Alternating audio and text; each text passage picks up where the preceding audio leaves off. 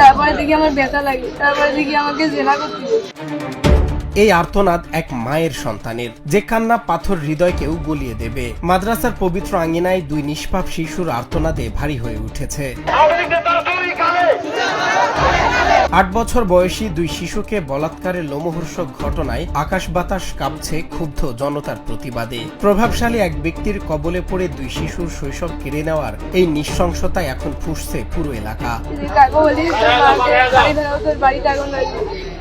আমি সেই ভয়ে মৃত্যুর ভয় আর বাড়ি জ্বালিয়ে দেওয়ার হুমকি দিয়ে মাসের পর মাস দুই শিশুকে জিম্মি করে রেখেছিলেন অভিযুক্ত সঞ্জু। ছোট্ট শিশু মাহিম ও আওলাদ যে কি মানসিক যন্ত্রণার মধ্যে দিয়ে গেছে তা কল্পনারও বাইরে। এক পর্যায়ে যখন সহ্য করতে না পেরে মাহিম তার মায়ের কাছে সব খুলে বলে, তখন পুরো গ্রাম জুড়ে ছড়িয়ে পড়ে তীব্র ক্ষোভ।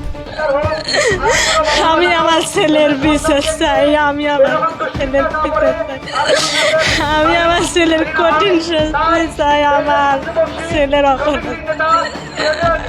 মায়ে গেছে ভাত দিবে যায়, মাও ডাকে নিয়ে যায়, কইছে মা এই ঘটনা এখনো মশুরির ভিতরে আসি আছে, তোমাকে দেখেও লুকাইতেছে। তখনও মায়ে একে কান্দি কাটি চিল্লেই মানুষের জানাইছে।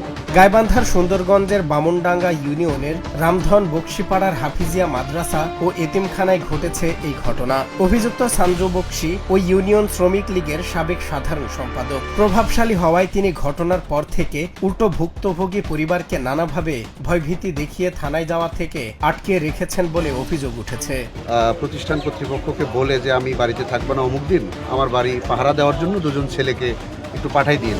তো ওই মাহিম এবং আওলাদকে তার বাড়িতে রাতে পাঠাই দেয়, তারা সেখানে থাকে। শান্ত যথারীতি রাতে এসে মাহিমের সঙ্গে বলৎকার এই ঘটনাটি ঘটায়। আমি বিচার চাই, ন্যায্য বিচার।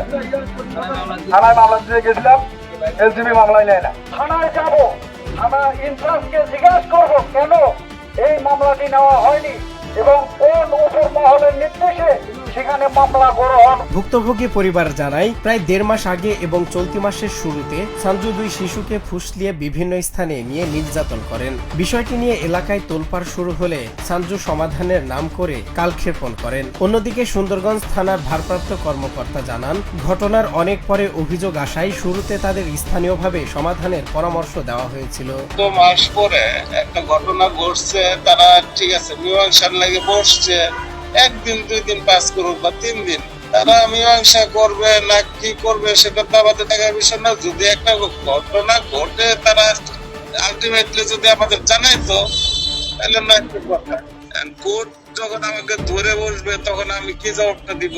এদিকে অভিযুক্ত সঞ্জুর সঙ্গে যোগাযোগ করার চেষ্টা করা হলেও কোনো মন্তব্য পাওয়া যায়নি। প্রভাবশালী ভয় উপেক্ষা করে আজ এলাকাবাসী সড়কে নেমেছেন। অপরাধীর কঠোর শাস্তির দাবিতে এখন পুরো এলাকা উত্তাল। দ্রুত আইনের আওতায় এনে শাস্তির দাবি জানান তারা। সজল বিশ্বাস, নিউজ ডেস্ক, বাংলা টিভি।